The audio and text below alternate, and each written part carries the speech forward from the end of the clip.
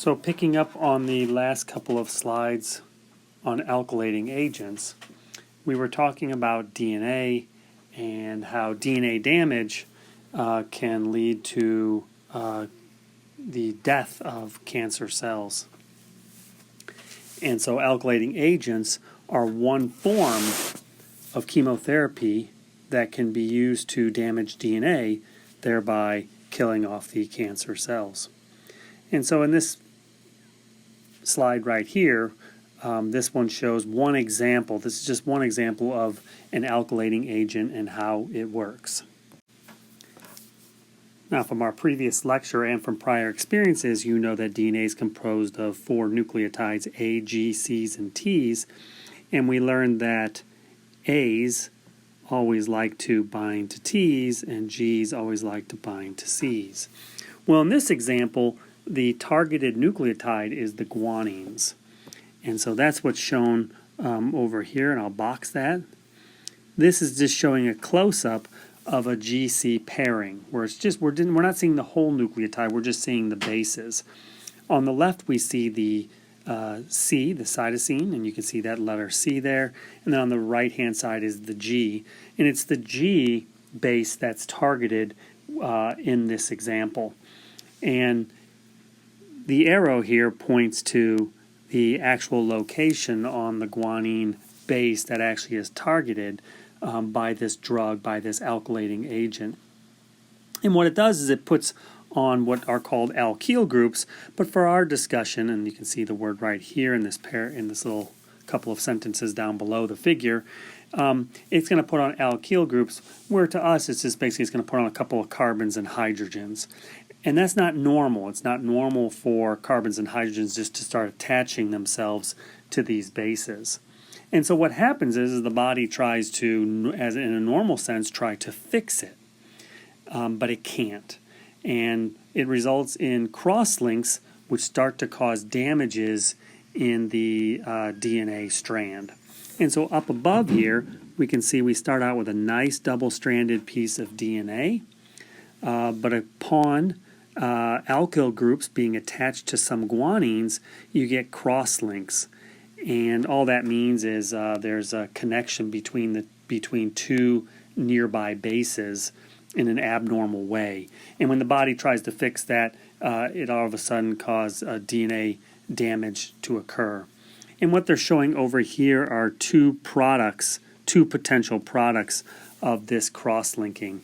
This is the cross-linker right here. We don't really have to concern ourselves too much with that. And what it's showing here, and this is kind of hard to see in this figure, but you got to look a little bit closely. There are 2 of these that are kind of colored orange, and they're those 2 little bars hanging out into the middle, not the ribbons forming the helix. Notice some of the bars are clear, they're white on the inside. Then you have these couple here that are orange, and those 2 are showing 2 bases right next to each other. Both of them are guanines, and then they get cross-linked together. So both of those guanines got alkyl groups attached to them, and then when the body tries to repair all that, cross-linking occurs and DNA damage occurs. And that's showing that the guanines can be right next to each other, or as shown here on the right-hand side in a different example as a product, the guanines can be a little bit away from each other. Notice in between those 2 that I try to point to is a white bar indicating that's not a guanine, or at least that's not a base that got alkylated. So it's a normal base. And so whether the 2 guanines are really close to each other, as it is on this side, or the 2 guanines are a little bit further apart, they can be cross-linked and DNA damage can occur. And then this is the cellular manifestations of this DNA damage. It causes problems with replication, and so therefore it's difficult to undergo cell division and make more cells. Transcription is inhibited. Cell cycle is stopped, meaning again it can't proliferate, so you can't take one cell and convert it into 2 cells. DNA repair mechanisms are broken, and cell death eventually occurs, which is exactly what you want to happen because these are cancer cells and you're trying to kill them. Now, some of that information I just mentioned on the previous slide is sort of summarized here, in that adding those alkyl groups to those guanine bases. Notice it's not adding to cytosine or thymine or adenine, not the C, T, and A, just the G base of DNA. Prevents double-stranded DNA to be formed properly. That causes these abnormal breaks in the DNA, making it difficult to make copies of the DNA, and therefore the cells can't divide. And because of all this, the cell eventually dies. And that's what we want to happen. That's the goal of these alkylating agents, is to kill cells. And these affect cells that are frequently dividing, that divide frequently. And so the cells in our bodies that divide more frequently can also undergo this DNA damage and can lead to cell death of a normal cell, not just the cancer cells. Again, this treatment hinges on the idea that cancer cells divide very, very quickly compared to our normal cells. But even our normal cells, some of them divide very rapidly and some not so much. And where we get a lot of cell division, normal cell division that happens in our bodies, is where we start to see some of the problems happen.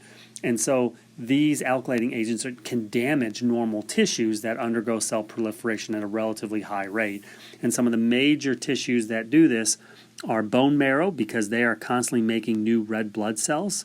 So bone marrow is one major tissue that undergoes, that alkylating agents can be a little bit toxic to. Ovaries and testicles also. The GI tract undergoes a lot of new cell proliferation because you're constantly sloughing off inner linings of the GI tract, and hair follicles are constantly being made. And this has some issues going forward, and that is, I should say, because these tissues are targeted, maybe, or these tissues are more or affected more by these alkylating agents, leading to some toxicities. Some of the side effects of alkylating agents are things that might make sense based on what we know about those tissues. Bone marrow, as I mentioned, is important for red blood cells, in making red blood cells. And so you can see here, if you undergo alkylating agent treatment as a chemotherapy, a lot of these patients have anemias, at least temporary, until the bone marrow can repair itself, and therefore it leads to reduced blood cell counts. They don't carry oxygen as well in their blood, and so there's some issues with that. Because of the damage to the ovaries and testicles, there can be things, some of the side effects are missed periods and a reduced sperm count because of that.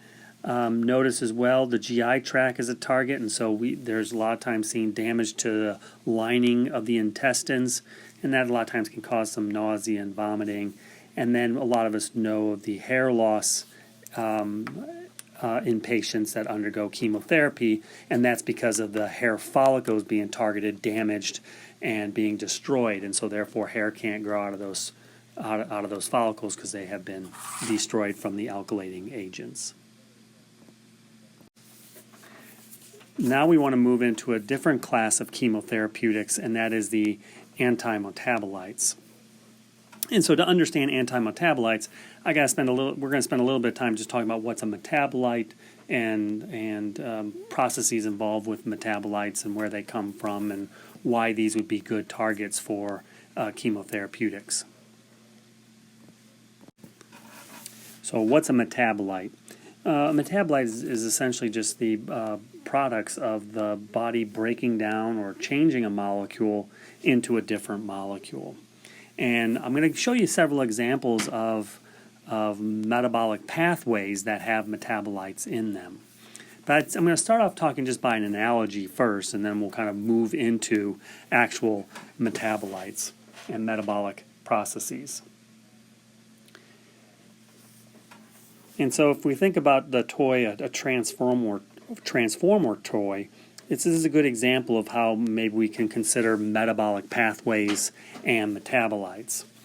And so if you have a transformer and you're trying to convert that transformer from a robot, as shown up here in the upper left-hand corner, there's a robot right here, and we're eventually, over a couple of steps, going to eventually make a car from it. So we're going to change it from one thing to another. And to do that, we must go through a couple of steps. In each step, one thing happens, right? You'll see that one thing happens, or you, as the as the user of this toy, you would do one thing at a time. So you can see here in step 1, to me it's actually not one step as shown in the instructions, it's actually 2, because the first thing you got to do is you got to flip the robot head down, and then the second thing you need to do is you got to swing the feet down as well. So that'd be 2 things. You wouldn't do both those things at one time, you would do one at a time. And then the next thing you need to do is shown here in step 2, which really might be steps 3 and 4, is you got to slide the legs into the body, and then secondly push back the wheels into the body, and then at that point you've now made the car from the robot. And notice it took multiple steps to do that. You didn't do it all in one step. You didn't in one step convert it from a robot into a car. It took several steps to do, and along the way it changed a little bit. Notice in each of the 4 pictures the robot/car looks a little bit different. It has changed. But the important thing here is one thing happens at a time. We fold, we turn, we twist, and we get it into moving from a robot to a car. Metabolism is basically the same thing, except in metabolism, what's happening is we're converting a molecule from one molecule to another molecule. And just like in the transformer example, we can only change one thing at a time. Now, what's different about a metabolism is that we don't twist and turn the molecule so much, rather we break and make bonds. We might take away atoms like carbons and oxygens and hydrogens, or in a step we might put on a carbon, an oxygen, or a hydrogen.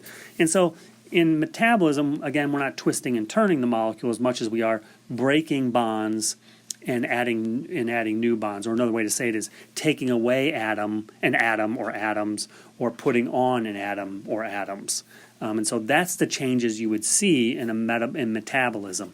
So when you hear about metabolism, and we hear about a lot with nutrition, we're just talking about how the food that we eat gets converted in our bodies to molecules that our body can use. And again, it's a stepwise process. And so many times we call taking one molecule and converting it into another molecule through several steps, we call that a metabolic pathway. And so that's a term that we hear a lot of times when we talk about metabolism is, what's the metabolic pathway?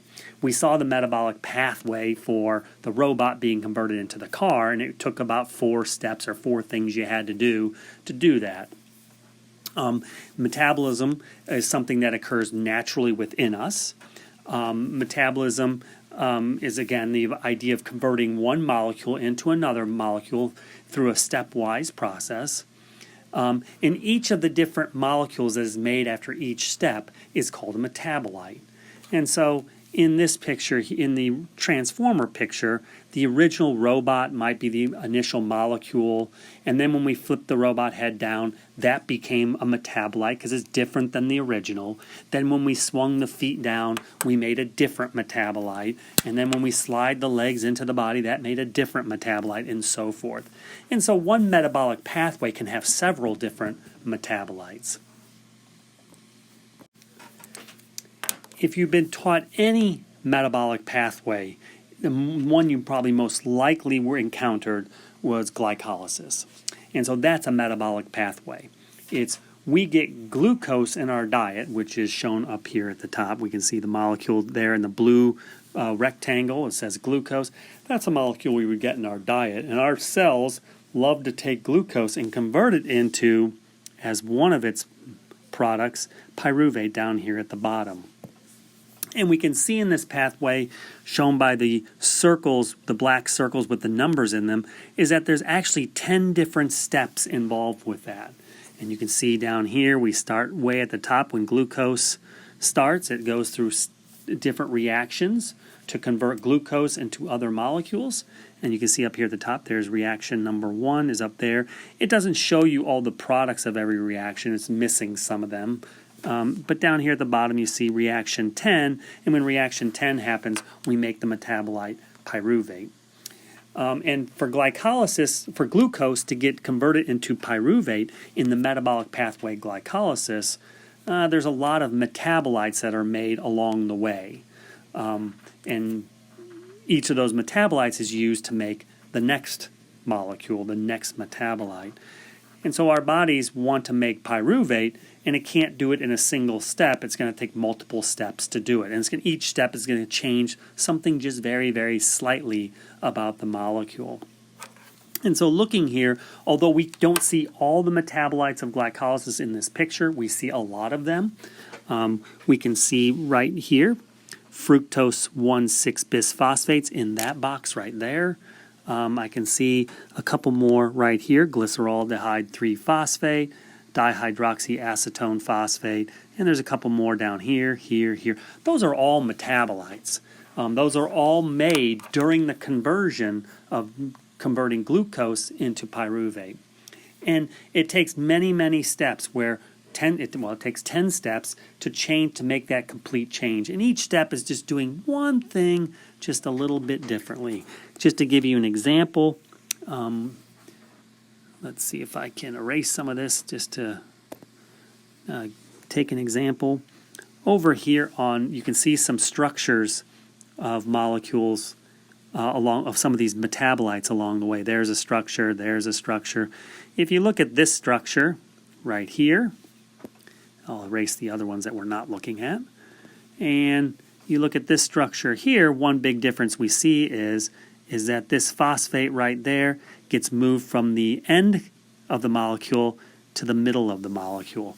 Again, these are just the small changes that occur. Again, that phosphate is just getting moved over, and that's what happens in that reaction to convert one metabolite into another metabolite. So that's just one example. You don't need to memorize that, but just to kind of show you that, notice each of these steps, just one little thing is happening, but eventually after 10 steps, you've converted glucose into a molecule that looks quite a bit different in pyruvate. You can see the difference if you look at that molecule compared to the starting molecule. They look quite a bit different. Another metabolic pathway is the metabolic pathway of ethanol. So when you drink ethanol, what does your body do to it? A lot of this occurs in the liver. So this metabolic pathway occurs in the liver because liver is sort of our detoxification organ. It's the one that helps with all that. And so ethanol is not a molecule typically that your cells want. It's typically based on your body. Think of it more of a toxin. And so it's going to try to neutralize it and get rid of it. And the liver is the one who kind of leads all of this. In this one, this metabolic pathway is shown here again. Remember, one thing to remember is that, and I'm going to abbreviate some of this, if you have, in every reaction, we have a reactant goes to a product, and that's done by something that does the work, and that's the enzyme. In the transformer example, the person making the changes is the enzyme. Notice the person who's doing all that's not the robot. It wasn't the car. It was the thing that was making all the changes. So in this reaction, you can see here, or in this metabolic pathway, it's basically just a series of different reactions. But we can look at them as individual reactions just to kind of simplify. And we can see here, when you drink ethanol, it goes to your liver, and we can see ethanol right here. And so there's our beginning molecule. It also shows the structure of ethanol. Just as a point of emphasis or a point to make here is that when you say alcohol, when you say the word alcohol, scientifically it means there's a class or a huge group and number of molecules that actually are part of the family of molecules known as alcohol. So alcohol is not a specific one molecule. Alcohol is a family of molecules.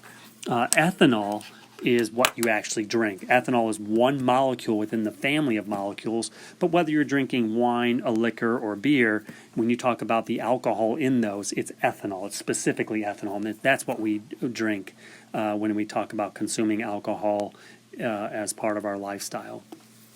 So that would be the reactant, so I'll put an R out here, and then you can see the arrows, and I'll just put one arrow in, and then that makes the product, which I'll square up here, so that's our product of the reaction. That blue box in between, that's the enzyme. So when you see something sitting right on those arrows or right above the arrow or right below the arrow, that's typically the enzyme, the thing doing the work. Again, it's not the reactant, it's not the product, it's just the thing that makes the change. But in this case, the product here, acetaldehyde, that's our metabolite. That's one metabolite in the metabolic pathway that converts ethanol into eventually acetyl-CoA. And we have another metabolite in here, acetate. And so you can see here we got several metabolites in this process. We got acetaldehyde, we have acetate, and we have acetyl-CoA. And so again, what I'm trying to show you here is that, again, in these metabolic pathways, you can look at them, you can simplify them a little bit, and you can see that there's several metabolites that are made. One other thing I want to point out is, although acetaldehyde is a product in the first reaction, in the second reaction it becomes a reactant, because in the second reaction we take acetaldehyde, which I'm going to put now in R here, it's the reactant, and it goes to make the product acetate. And again, the molecule or the name that's in that orange or yellow looking box there, that's the enzyme itself. Notice it's sitting right on the arrow. And so in the first reaction, acetaldehyde was the product. In the second reaction, it becomes the reactant. And that stays the same here. In the third reaction, acetate, which was the product in the first reaction, in the second part of this pathway, the reactant acetate goes to acetyl-CoA, which is now the product. So notice these metabolic pathways are just a bunch of reactions that are linked together. And so that's why we typically don't call things like acetaldehyde and acetate and other things a reactant or a product, because sometimes they're one and sometimes they're the other. So we just generally talk about them as being a metabolite. Sometimes mutations that cause diseases, or at least change in biological processes, makes for some interesting biochemistry. And one known mutation or deficiency that's common among Asians is that this enzyme right here is deficient or mutated in individuals. Again, high probability in Asians is where we typically see this, so it's genetically inherited through populations of Asian descent. And it's an interesting one because what it does is, if you don't have this enzyme right here, or it's not working as well, when they drink ethanol, and it's not that they don't convert it very well, it's just that it's slower. And so when they drink ethanol, they can't process ethanol to acetyl-CoA, starting here with ethanol and getting to acetyl-CoA as quickly as someone without the deficiency or without the mutation. And so that causes this process to happen slower. Now, in this metabolic process, this is the way we, quote, sober up from after drinking ethanol, because the ethanol in our body is converted to acetyl-CoA. And so that's what sobers us up over time. So this doesn't happen instantaneously. This takes quite a bit of time, as you know, as many of you have known and witnessed and seen or even experienced that conversion. Well, in a lot of Asians, that process takes a little bit longer, and some of the side effects from drinking alcohol become apparent as they drink it. One thing that happens to them a lot is their faces become red and get flushed because they are not converting that acetaldehyde to acetate very quickly. And so you can actually see this manifestation. So they stay drunk a little bit longer because they don't convert it as quickly, and so they don't sober up as quickly. So it's kind of a neat physiological response you'll see in some people that have this deficiency or mutation in that enzyme. And so that basically what's happening there is that enzyme is working slower than the normal copy of the enzyme. Now I want to just comment on where these molecules go, where these metabolites go, especially when we're talking about drugs and medications. And this is a concept we talked about previously in the course, but this is kind of a good place to introduce it or re-discuss it. And in this example, the person here takes a drug. In this example, it's an anti-epileptic drug. It really doesn't matter which one it is, because a lot of things happen very similarly. And it goes down. If you take it orally, it goes down into your stomach, and then that drug gets absorbed into the bloodstream from your stomach or small intestine sometimes. And one of the first places it goes is to the liver. And again, the liver tries to metabolize it, at least part of it, or at least some of it. It tries to get it metabolized. And when it's metabolized, it can either be excreted through your bowels or excreted through the kidneys. And so a lot of times, and this is what we talked about before, is when we take the initial drug that we take is not the drug that we actually take or eliminate through the kidneys or through the bowel. And the reason is because the drug has been metabolized by the liver. Because again, the liver does most of the toxins, and drugs and medications to the liver would be a toxin. And so the liver really does start to metabolize it or change its form from the one you initially took. What's left over after the liver is what goes to the targeted areas like the brain, for instance, for an anti-epileptic drug, and that's shown here. So to give you just a little bit more of a concrete example of this, we'll take cocaine as our example. And cocaine is shown here. So there's the molecule cocaine. That's what would be taken as a drug. And then when that goes and starts passing through the body, it starts to become metabolized. And depending on, in the case of cocaine, depending on where it's metabolized, depends on what it becomes. So that's kind of interesting because the enzymes or the workers that are changing it are a little bit different. And so one of the more common byproducts is this benzoyl compound right here, straight down the middle. This one is some tissues have the ability to metabolize these molecules. So even though we mentioned the liver as a main target for a lot of drugs and medications, it's not the only one. And so in this one, the tissue is the target. And so a good chunk of the cocaine that is taken by an individual would actually, a lot of that will go out through the urine, and most of it, or a lot of it, is metabolized form. So when you get a urine test, if you're being tested, a drug tested, and they take a sample of your urine, they're not going to look for cocaine because it turns out that only about 1% of the cocaine that is taken by an individual will actually show up as cocaine in the urine. Most of it, the other 99%, is one of the metabolites. In this case, we see 3 metabolites. We got this ester over here, this benzoyl compound that I squared in, and this norocane over here on the right. One of the metabolites, and why there's 3 of them, is because it depends on where it was metabolized. So a good chunk of cocaine is actually metabolized by our bodies in the tissues.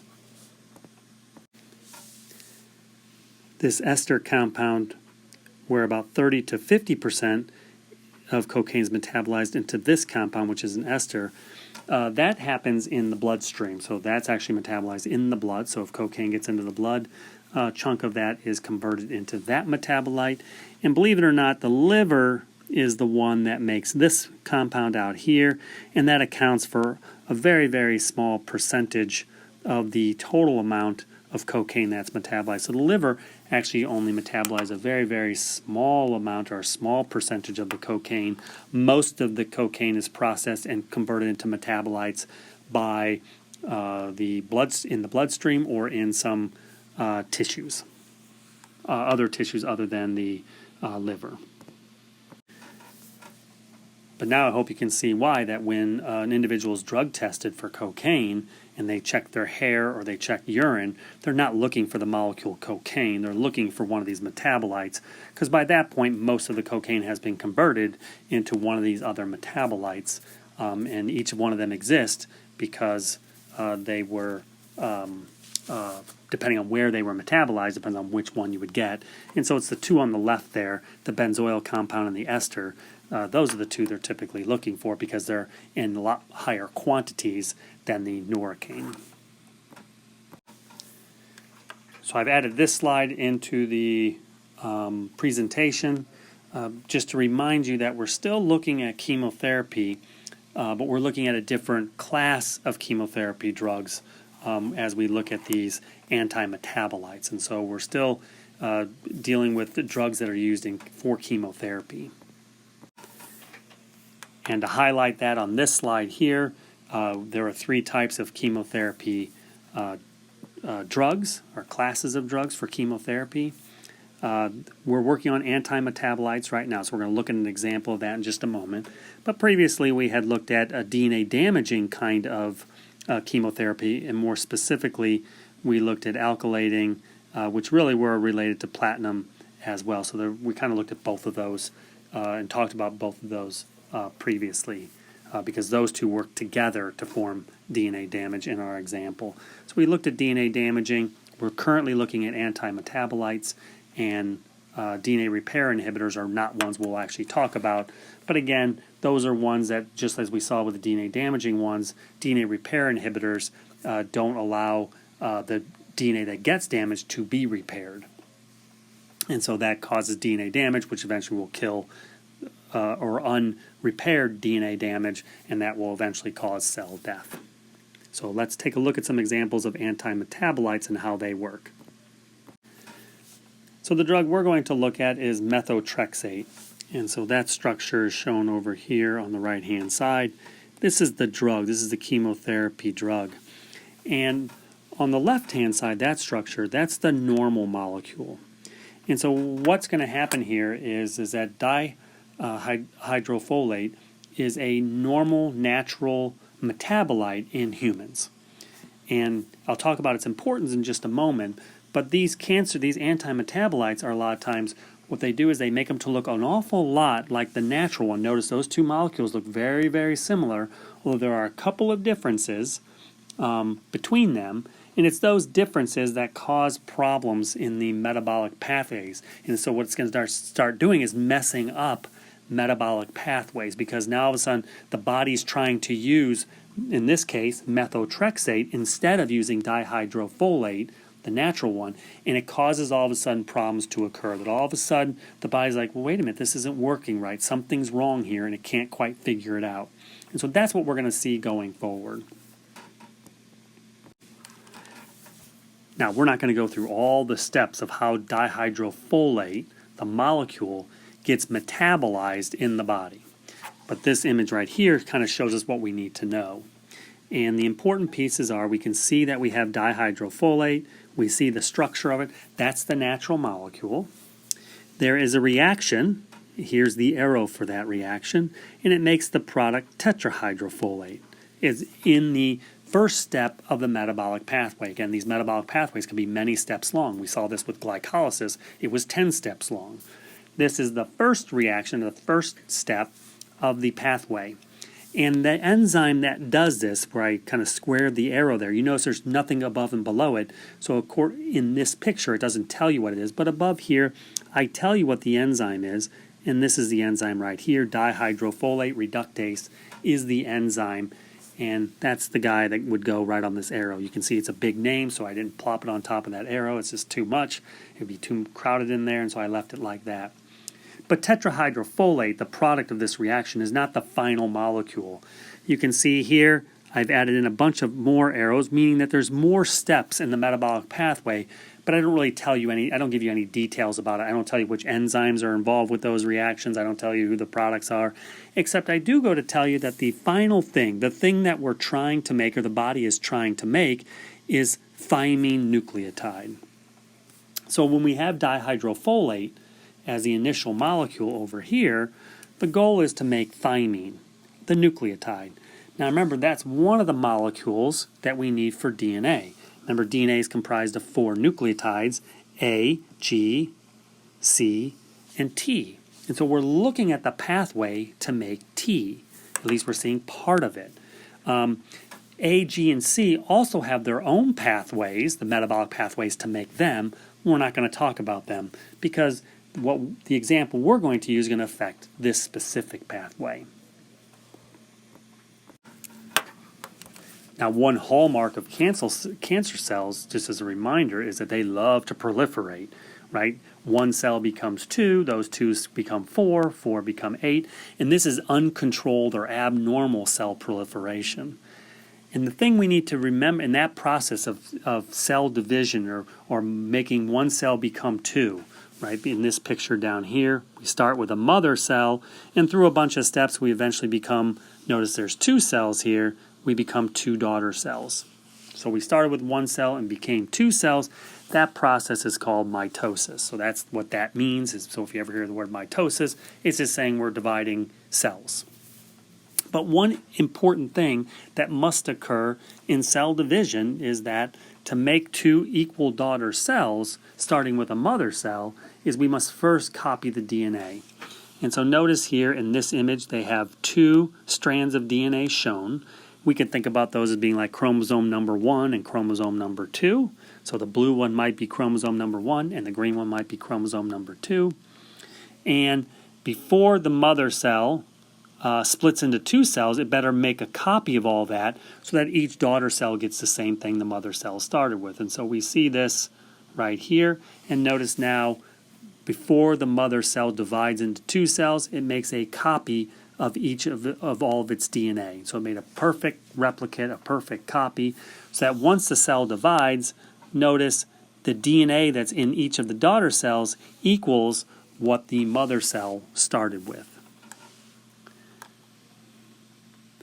What this tells you is that we need to be able to make more, cancer cells must be able to make more DNA for this DNA replication to occur to give them the amount of genetic material needed to create two daughter cells from that.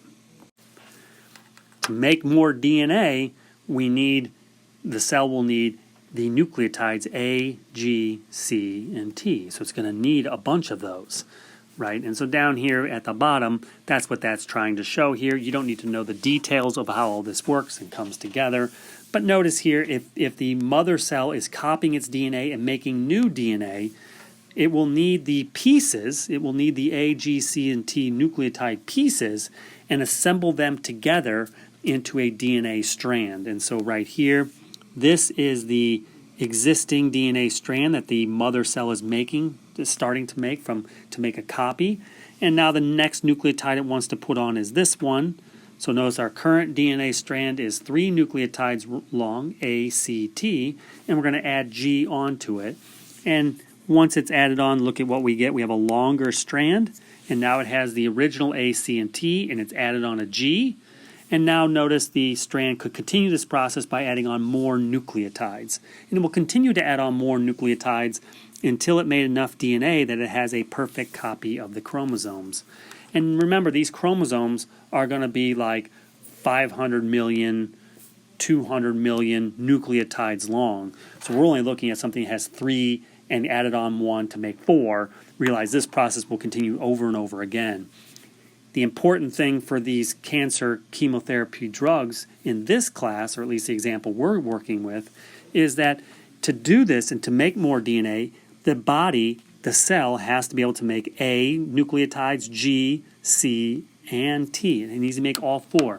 If it doesn't make one of them, it cannot make a perfect copy. It needs all 4 of them.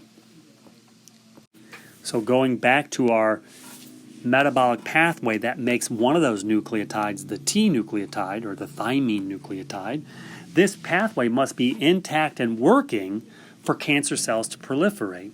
Because if we stop this metabolic pathway from working, then therefore we're not going to make T nucleotide. And if we don't make the T nucleotide, we can't make new DNA.